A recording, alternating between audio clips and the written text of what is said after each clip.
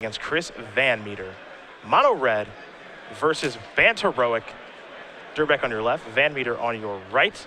You see the 6 next to Chris's name. He is number 6 overall seed for the Season 3 leaderboard and the 6th seed in this tournament now in the elimination rounds. Remember, that puts him at essentially 4th place in terms of hunting for the at-large bid for the Players' Championship, as 2 players ahead of him, Kevin Jones and Jim Davis, already qualified. It's a Zergo Bell Striker to start our quarterfinals here from Richmond. VanMeter will start with a Temple of Plenty. We'll see where the top card goes, and it's going to stay on top for Chris. Durrbeck will untap and take a draw. Going to follow up here with a Monastery Swift Spear and come across for 3 points of damage. VanMeter going to go down to 17. I suppose the question now is, does Durrbeck have another land to play? It appears the answer is no. VanMeter will draw. Manic Influence. Chris will go down to 16. Now here's a copy of Seeker of the Way. It's a good time to have a removal spell. A land here, very important. Wild Slash would be great.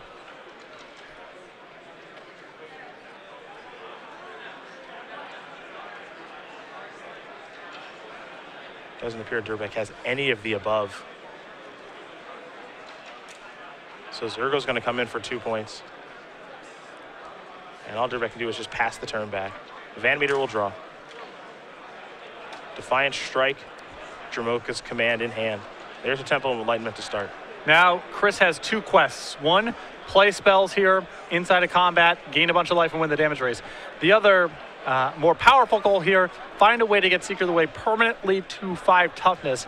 At that point, it's outside the range of any individual removal spell that Ash can bring to the table, and that card can win the game on its own.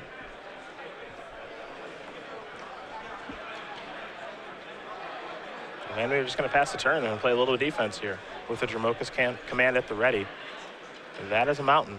Land number 2 has finally shown up here for Durrbeck.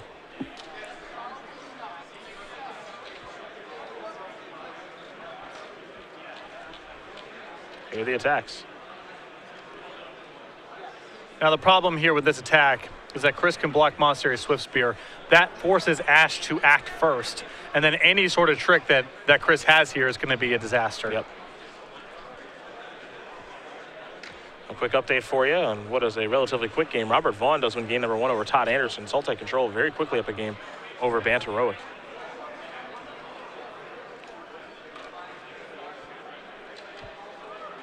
And another quick update for you. Adam Bukowski with his green-red ramp deck up a game over Abzan Control, being piloted by Christopher Calhoun.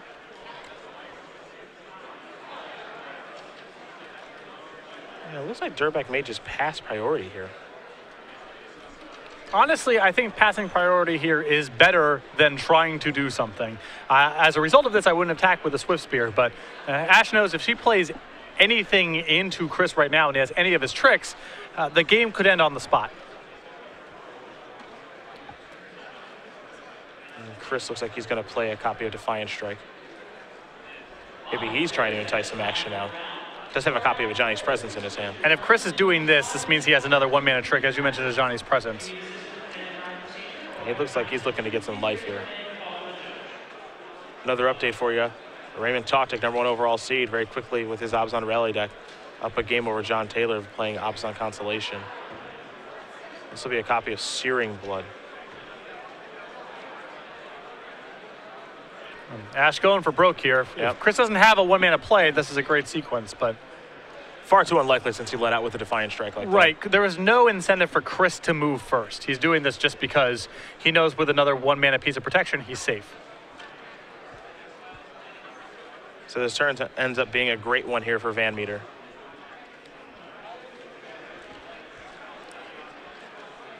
He's actually going to gain life in the process here. Yep. Gain a bunch of life, kill a creature, get to untap with Seeker of the Way, and move forward accordingly.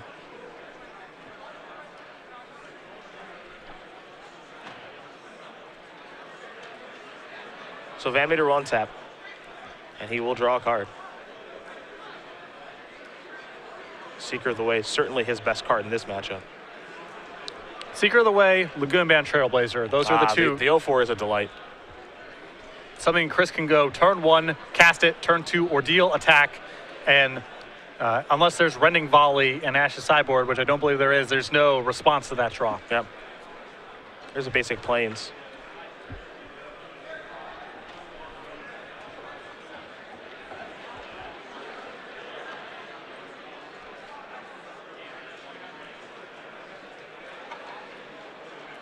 Now here's no deal of Thassa. Secret will become a 3/3 from the Prowess trigger. Look at a counter now. It's a 4-power creature on the attack.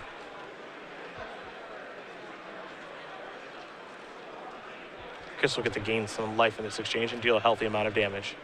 20-16 in favor of VanMeter. See if he wants to use Dromoka's command now too, because he can use that to kill Zergo, gain a bunch of life as well, but maybe no real incentive to move. Chris has full control over the damage race right now, and that Dromoka's command is much better used to ambush Ash in the event that she tries to do some sort of removal spell or double block the Seeker somewhere down the line. The way the game is going now, Chris has the win on the table already. No reason for him to do anything greedy. Here comes Zergo.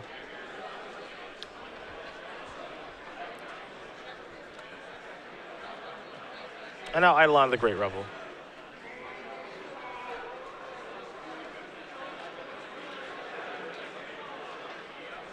Now we may see Chris do something with this Dromoka's command, as there are, you can get the 2-for-1 here, sacrifice an enchantment, fight Zergo, gain a bunch of life,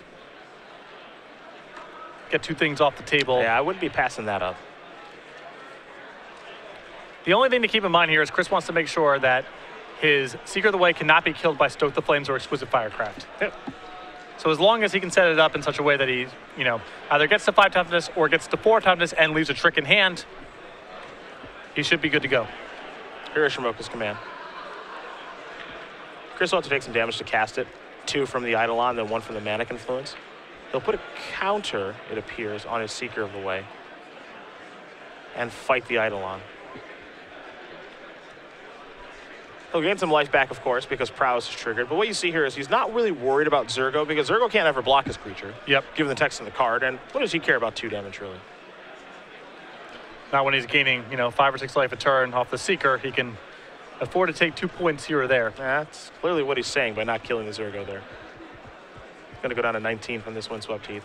He'll search up a basic forest. And you're seeing in a weird way, the matchup is a lot about the mono-red aggro player making their early land drops, because eventually there's going to be a showdown over an enchantment or inside a combat or whatever, and the mono-red aggro player needs to bring a lot of removal to bear all at the same time to be able to win those kind of fights. When Ash is initiating that battle with only 1 or 2 mana, Chris, first of all, only has to play around so many cards, and second, it's not too hard for him to win the battle with the plethora of 1-mana tricks he has available. There's a Monastery Mentor. Chris will get to draw 2 cards, get another counter on his Seeker of the Way. And now we might see a Defiant Strike here.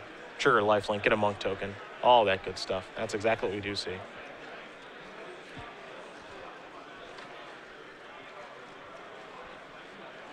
So a Monk will enter. Chris will get to draw a card from Defiant Strike, and as I mentioned, Prowess is triggered now. So a pretty healthy attack here from the Seeker of the Way. Like I said, the matchup in terms of percentages, very close. The individual games, less so. If Ash has a second land on the turn 2 and just plays an Eidolon after Chris says turn 1 go, this game might feel as lopsided in Ash's favor, but there's no margin for error on the red side of the table.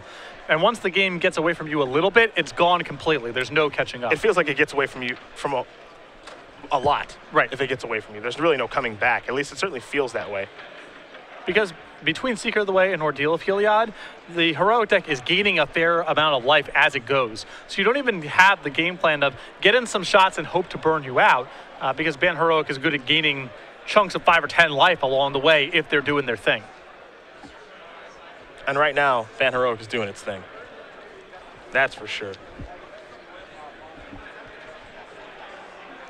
Zergo's going to come in here for 2 points of damage. Chris is he's pretty comfortable taking that too. Love the attack. Yeah.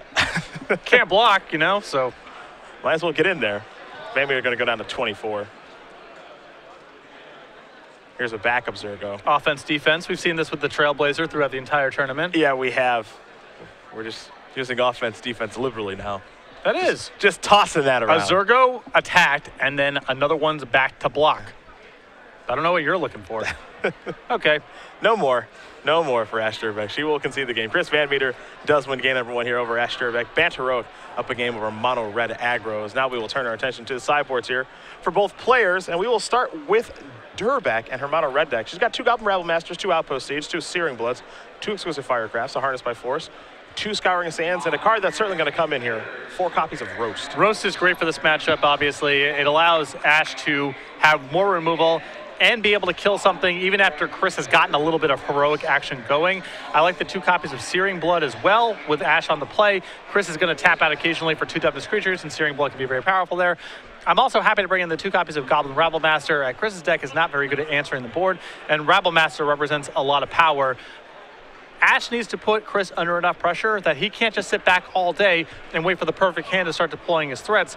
Ash has to put him under some pressure, so he's forced to take some risks deploying his creatures, and Goblin Rabble Master is the perfect card to that end. On VanMeter's side, he's got a Lagoon-Beyond Trailblazer, a Stratus Dancer, 2 Aqueous Form, 3 Encased in Ice, 2 Ordeal of Heliod, 2 Disdainful Stroke, an Island, a Triton Tactics, and 2 copies of Treasure Cruise. Anything that allows Chris to pump his creatures in this matchup is very powerful because Ash's removal is all damage-based, and therefore the enchantments, cards like Triton Tactics, they're all very, very good here. I think the 3 copies of Encased in Ice can come in here as well as, Ash's red deck trying to attack, and the additional copy of Lagoon-Beyond Trailblazer. Like I said, Chris's best openings involve this card, oddly enough. Not Seeker of the Way, not Hero by Roas, because this is a very challenging card for Ash to kill, and so I want as many copies of this as possible. Well, you see the options available there to both players, and they will sideboard accordingly. But right now, we will talk about the Summer Creature Collection here with Star City Games. It was unveiled on Friday and is available in playmat, sleeves, and bundles. Absolutely. You see the Summer Creature Collection here, the Piglet, the Monkey, the Kraken, and, of course, our parody creature, the Deathrite Salmon. This is available playmat, sleeves, and bundles. Head over to starcitygames.com/creature collection, or head over to our dealer booth at any of our opens or Grand Prix we're at. Have we decided if it's going to be Babe or Wilbur for a Piglet? Wilbur is kind of a classic. You want to go with Wilbur? I prefer Wilbur. All right, we'll go with Wilbur, Furious George, Raylease, which is great, and then Deathrite Salmon, well, that just stays the same. Yeah. We don't give the parody parody playmats a name. But again, playmats, sleeves, and bundles available. StarCityGames.com/creature collection for more information about that as we do get ready here for game number 2 between VanMeter and Durrbeck. Again, we do have our updates on our other matches. Raymond Toctic with Abzan Rally up a game very quickly over John Taylor and his Abzan Constellation deck. We've got Adam Bilikowski playing Green-Red Ramp. Check out his deck on our coverage page if you haven't seen that yet. It's a humdinger. Because that deck is really something. That's my favorite deck of the tournament, for sure. He is up a game over Christopher Calhoun playing Abzan Control. And then Robert Vaughn with his Sultai Control deck, and he's having a great tournament, up a game over Todd Anderson playing Banteroic. So when we do have more updates, we'll of course let you know. We turn our attention back to Durrbeck versus VanMeter here, and we do learn a little bit more about Chris VanMeter. Again, a player currently residing in the Roanoke area, though it does look as though a move to the Seattle, Washington area is in his future.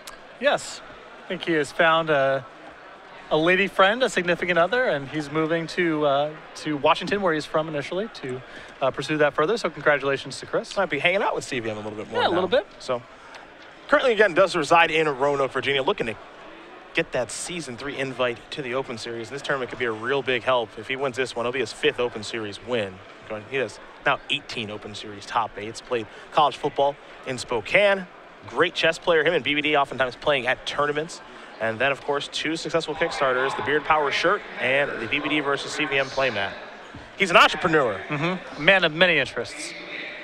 He's not a businessman. Magic, football, chess, beards, you name it. Many interests. Beards. Just a beard enthusiast. That's what he is. Also a great Magic player, too. And having a really good tournament here with Banteroic, a deck he hasn't really played very much of. No, but I mentioned this earlier in the broadcast. Chris is becoming a little bit more comfortable kind of going with the Roanoke deck.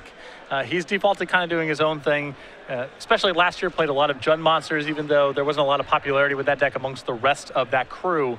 A lot of Stormvest strategies this year and previous, but is starting to play the team deck a little more often than we saw 6 months ago, 9 months ago, in that range. One Timothy J. Ayton, perhaps you're familiar. Yes. He's not particularly happy about me asking Wilbur versus Babe. Yeah, how's that close? Yeah, he said that it's Wilbur in a landslide. Right. So, pardon me. former friend and current Wizards employee. Didn't mean to offend you. A classic piece of children's literature or a stupid movie. What do we name the pig after? I don't know. I'll go with the first one. Babe is a great movie. An American classic. You can't just throw the word American in front of classics because it was filmed or initially showed in America. Can't I? It doesn't resonate in the way that Charlotte's Web does. Can I? I just did. I feel like I can. Charlotte's Web is the first real book that a lot of kids read. That's a significant thing. I don't remember anything that happens. Babe?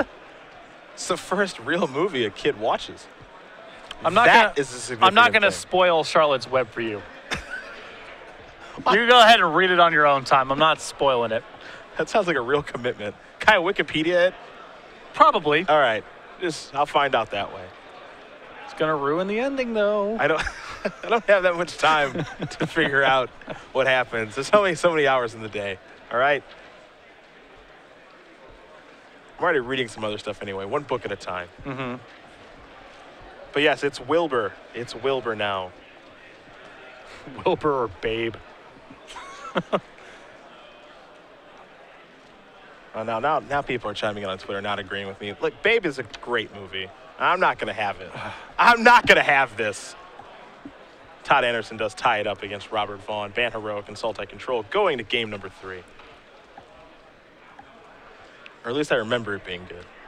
It's been a long time since I've seen it. It's been a long time since I've read Charlotte's Web, too, so I don't know if it would necessarily hold up, but it is significant in a way that I'm guessing Babe is not. No, you use the term guessing because it's unclear. That's a loaded, sarcastic, yeah. I'm not actually guessing. It's unclear. I thought by now you and I have spent enough time together that you would know when I was doing that. I forget sometimes. Mm-hmm. Ash Durrbeck will be on the play here for game number 2 with her mono-red aggro deck against Chris VanMeter and his Banteroid deck.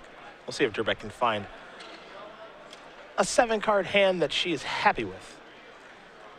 Looks like yes. Looks like she's got more mana to work with this time, which is really important. Again, eventually there's a showdown, and she needs to be able to play as many spells at once as possible. Temple playing the draw here for VanMeter. See where Chris does want to start. Winds of Teeth. Likely a Plains on the way. And it'll either be favorite Hoplite or the Trailblazer. Trailblazer is really rough on mono red. I have a long history of losing to 0 power creatures. There. Spellskite probably top of the list. Spellskite, Wall of Omens, Wall of Roots.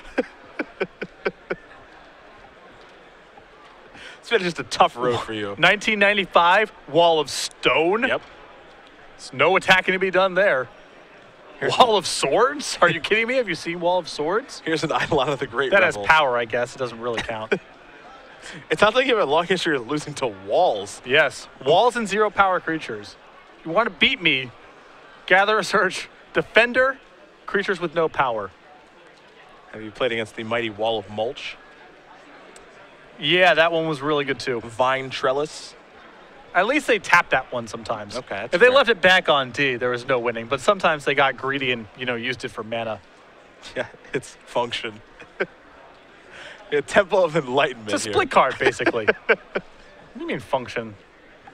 How dare they tap their mana color for mana? Oh, Sylvan Carry added another 0 power. Oh, God, yeah. You can't even target that one. Get that. There's a Fire Drinker Satyr. Durrbeck will take 2 to cast that. Down to 18 she goes.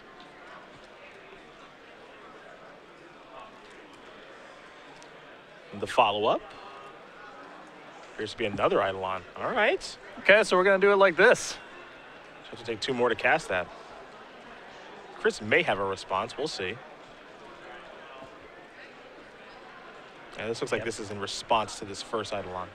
this is a good opportunity to do something like Cycle Defiant Strike. Now Chris is going to get jammed up a little bit. There's a lot of pressure on Chris now to have his best cards. Ordeal of Heliod, Dromoka's Command's really good in the spot, but a lot of his cards like Ordeal of Thassa, Defiant Strike, they're becoming a lot more challenging to cast. There's a copy of God's Willing. Chris will take 2 to cast it. Take a look at the top card. This is actually good for 2 reasons. 1, he gets to scry, so it gets to control his draw step a little bit. And then 2, he gets to make the Trailblazer a little bit bigger. Yeah. Basically unkillable now. Yeah, 1/5 is pretty tough for a red deck. VanMeter draws a copy of Seeker the way. Now with Dromoka's Command in hand, this could be a really nasty turn if Chris wants to have it. He can kill the 2 Eidolons right now if he so chooses. He may prefer to try to set a trap here.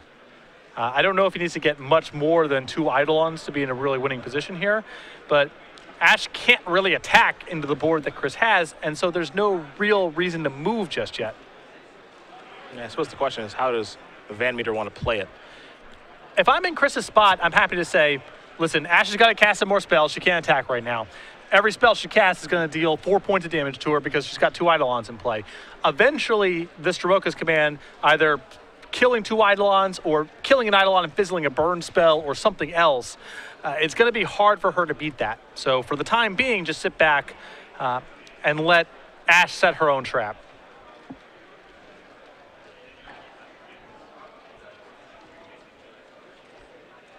No, Chris is trying to set the trap.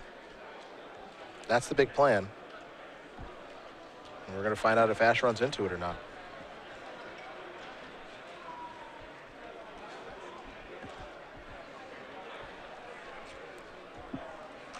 But the shields are up, and VanMeter's got a Dromoka's Command at the ready.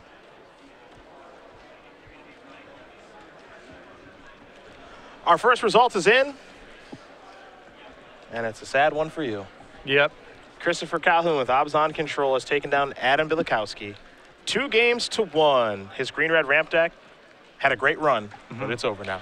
Yep, hope is fleeting. Here's a Dromoka's Command.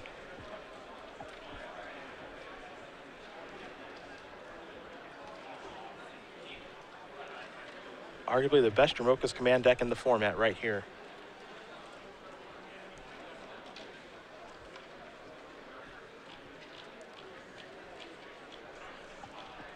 So if Chris is without any other spells to cast here, it is possible that she has a sequence like Wild Slash, Lightning Strike, or Stoke the Flames and a variety of cards. So this is a bit of a risk here from Chris. If he has no 1-mana spell.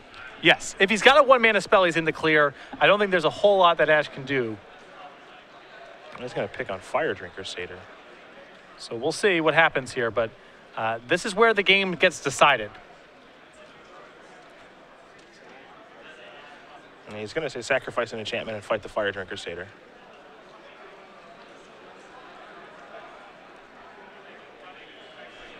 And if Chris does not have a 1-mana piece of interaction here, I would have preferred for him to just sit back. I would not have made this move here. There's no real rush. You can kind of play a little staring contest. Because if he has nothing, and Ash can kill this Trailblazer in response, which is not impossible. It's unlikely, but it's not impossible. Chris is in some real trouble. So now the Heroic Trigger will resolve before anything happens. Yes. And that'll make the Laguna Band Trailblazer into a 2/6. Although this is all in the stack right now, so if Ash has her 2 spells, she can cast them right now, before the token goes on, before anything happens. Now it looks like it's going to be Stoke the Flames. It's got to be Stoke plus something else.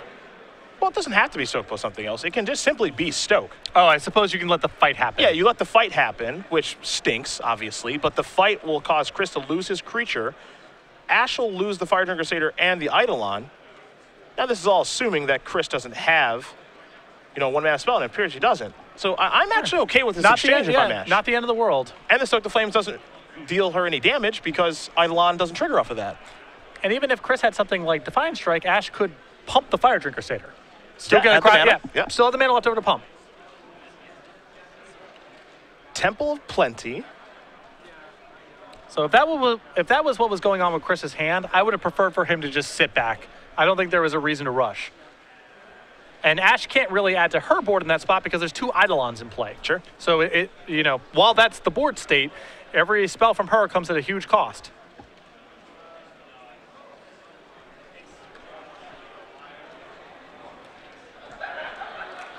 Well, we continue on here.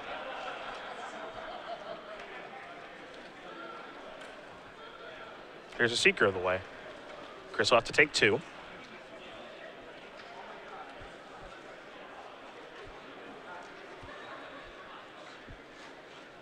He's down at 10. I believe Durrbeck with a lightning strike in hand.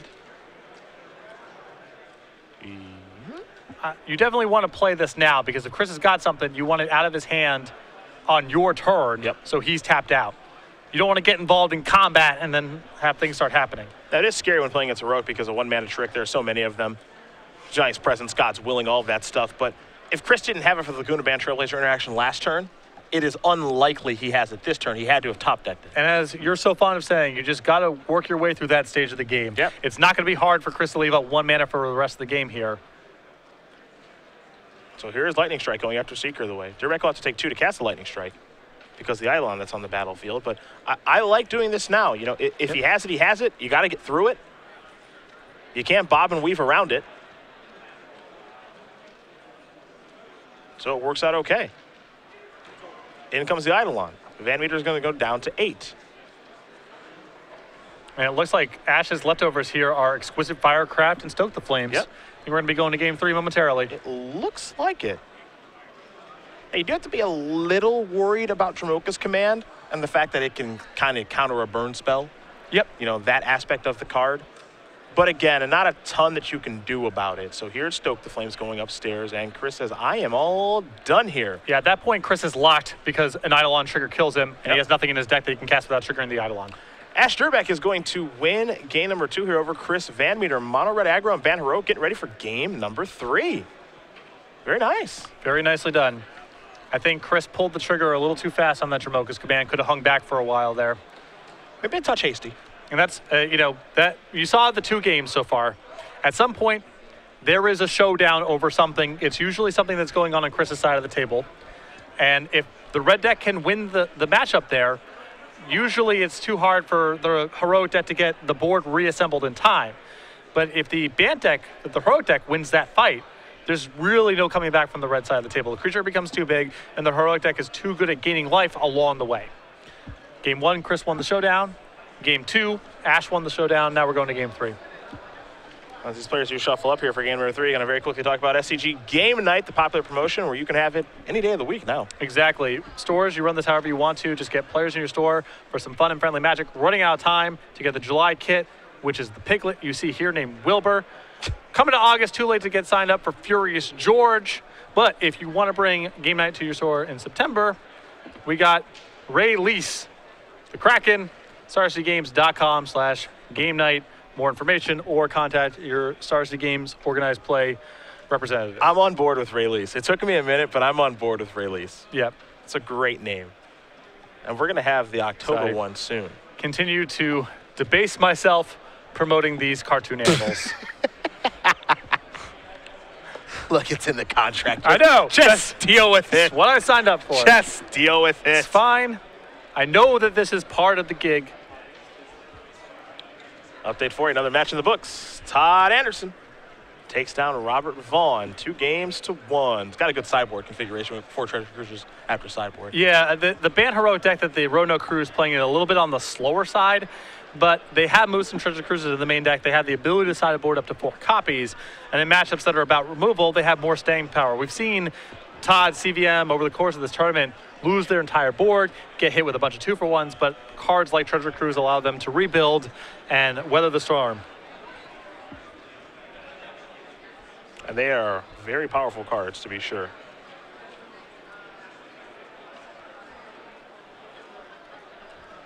Game number 3 here, going to be underway shortly. We do have one more match that is still doing battle. It's Raymond Toctic with Abzan Rally against John Taylor playing Abzan Constellation. So if we do have a result for you guys on that one, we will, of course, let you know. But that one's kind of in a holding pattern right now. That to me felt like the top 8 match where one player had the most pronounced advantage. I like Ray's matchup in the quarterfinals more than I like any other person's. Okay. There's not really a lot that John can do about what Ray's trying to accomplish as far as Rattle of the Ancestors go. He's at the mercy of Ray's draw. Yeah, and that's never a great feeling, being in that spot.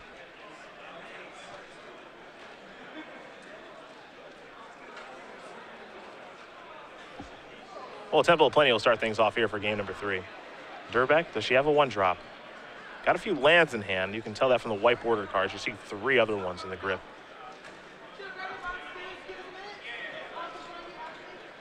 There's a Windswept Heath.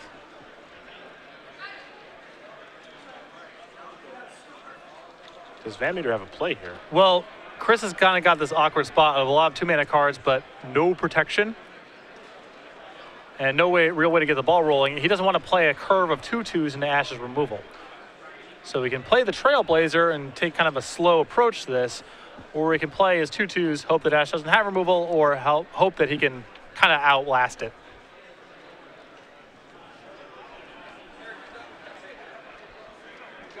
It doesn't appear Chris has access to blue mana this game just yet. You can see the Ordeal of Thassa in his hand. But he does have green mana and does have a copy of Dromoka's Command at the ready. There's the Trailblazer, an MVP in this matchup. And 0-4 has never looked so good. It hits so hard in its own way. Toughness draft.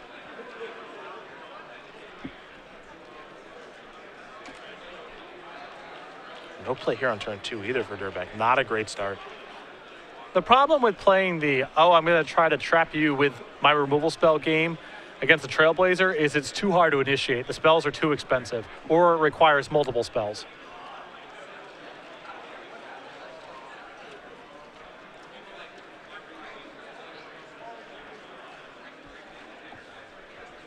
Chris will sacrifice a Fledstrand. Blue mana now.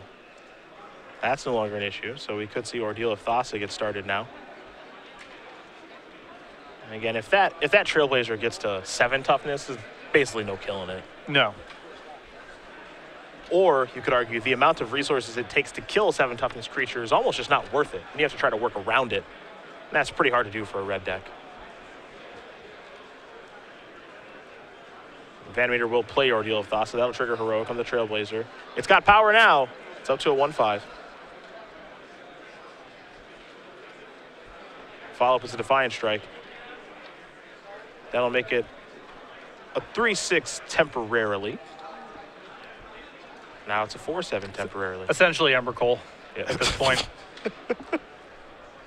They're basically the same card. Yeah, pretty close to the same card. And with Ash now on the board, it's going to be really hard to come back. Yeah, Chris gets to draw 2 cards this turn, too. Mana's fixed. He's got action left over. Another Ordeal in hand, Dromoka's Command, too. Here's a Lightning Strike going upstairs. You got to try to make the game about something else. Yeah. Can't win on the board anymore. There's a Mountain. Roast the draw. Here's a Chandra. All right. Okay. This could be something. It's at least a debut. First time seeing Chandra Fire of Kaladesh on camera. Still winning for Gideon. The only planeswalker we've yet to see. Mono White Devotion had it. We didn't see it on camera, I'm pretty sure. Yeah, Gideon's the only one we haven't seen yet. You're right. Chris is going to take a look at what he's going to Dromoka's Command soon here. Yeah. Get a good read. Yeah.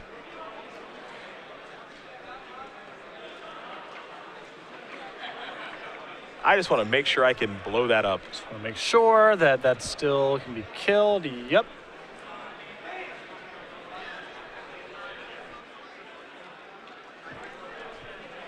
Chris's hand is a little chunky right now. It looks like a lot of 2-mana plays and only 3 lands. So he's got to pick from 1 spell to play. But he's still in a great spot.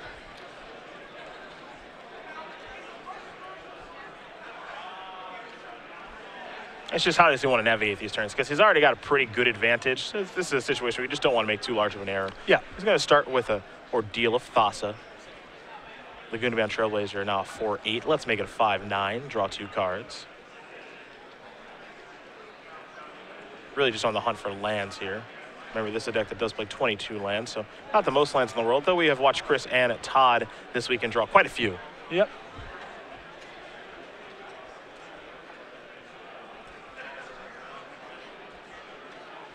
The follow-up is a favorite hot plate. Pretty good roast target there for Durrbeck. And we're going to head back her way. So we got the potential for a challenger that flips here. There's line number 4. This turn's a real important one. See if she can put something together here. Well, 2 copies of roast and she's out from under it. I mean, you know, and if she attacks and Chris elects not to block, Chandra flips into a shock to a creature. So there starts to become sequences of cards she can realistically have here that allows her to kill the Trailblazer. It's certainly possible. I'll tell you this much. If I'm Chris, I am willing to chump block right here. Understandable. Because it just increases the likelihood that she's got some weird arrangement of cards that allows her to kill the Trailblazer. Just don't want to risk it at all? No, not at all. Yeah, the other thing about Chandra is it can actually flip on a chump block too. The card says simply if it deals damage. Oh, it doesn't have to be to players. Correct. Oh. So there's all this wording on this card that people have really kind of not really seen with it. You know, it's like, okay, well, I have to deal combat damage, right? Or I have to deal, you know, I have to have 3 untaps with it. But it's just so many different ways that you can go about making this thing flip is what makes it such a unique card. Now, are we going to have a second? Oh, we have a lightning strike. Okay. That gets her out from under the Trailblazer. Yep. So shoot this, flip this. We got a game. We got something, because now it's the Roaring Flame. You do 2 damage to target creature. So now I did not think a red deck could kill 5/9. And I wonder if Chris had to make a move there with the Ordeal of Thassa. He could have simply sat on Dramoka's command and just kept attacking Ash. Yep. He could have added the favorite Hoplite to the table if he felt like it too. He would have had another blocker and what have you. It's a little surprising. Chris is still working with a grip of cards. Yeah, he's got so many cards. Let's not overstate the case here. He's still ahead in this game, but Ash has at least gotten herself out from under the immediate concern.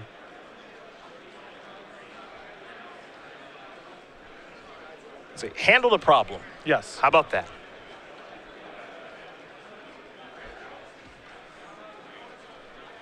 Here's an Ordeal of Heliod. It's getting hard now to win this game. She did a great job of getting that huge Trailblazer off the table, but Chris, unsurprisingly, had some cards in reserve because he's drawn so many in this game. Yeah, he's had a lot of looks at it.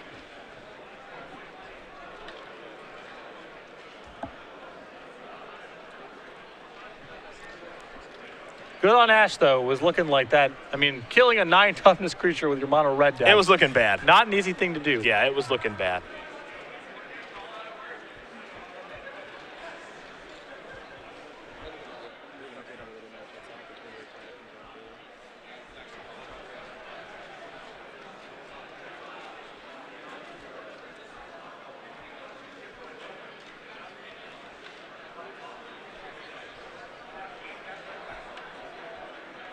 Chris going to come to the red zone here. Some more deals are going to trigger, so 2 cards in 10 life. And while he resolves both of those abilities, let you know that Ray Todick and John Taylor, Abzan Rally versus Abzan Constellation, they're going to game number 3.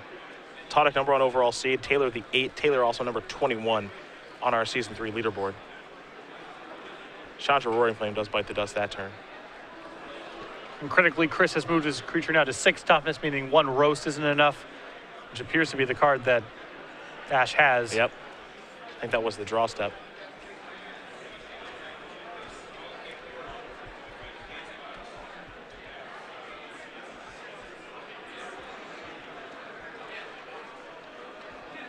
Unfortunately, for the red deck that Ash is playing, and for most red decks in general, these exchanges of just trying to kind of kill your creatures with 2 spells and things of that nature, it makes it really difficult to win. It's fine to be playing that way when you've got pressure on the table and you're shortening the game.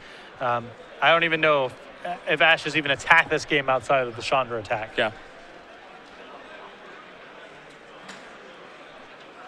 Swiftspirit to start.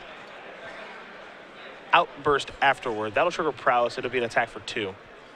We wanted another attack outside of Chandra. You just got one. Yep. Bingo.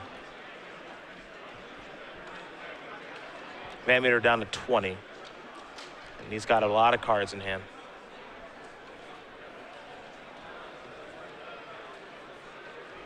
Crystal Sacrifice Flood Strand down to 19. Plane's on the way.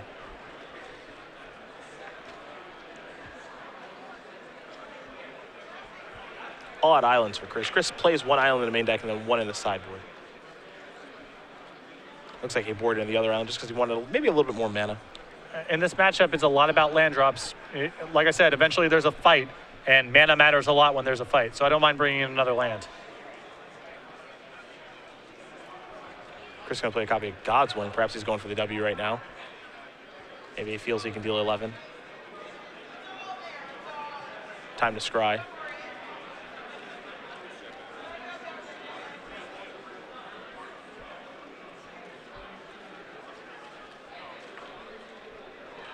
Top card going to go to the bottom.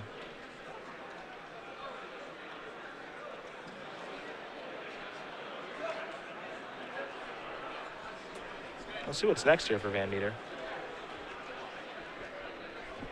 Kind of a weird time to use the God's Willing. Not sure if he was looking for something in particular with the scry or not. Well, the creature he has in play is pretty close to unkillable. And he's got a lot of looks at cards that can generate a kill this turn or find another God's Willing. So I don't know exactly what else he would be doing with the God's Willing if not this. It's not like he's really in the market to protect Hero of Iroas, particularly. He's got a lot of life to play with, so he doesn't have to worry about, you know, what's going on back on defense. Two goblins are going to get in front of Hero of Iroas.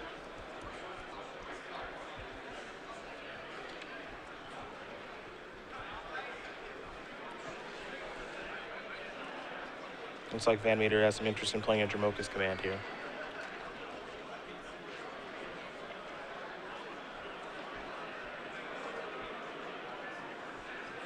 Looks like there will be a counter placed on Dromoka's Command, and then favored Hoplite is going to fight Swift Spear, which will place a counter on that because Heroic has been triggered.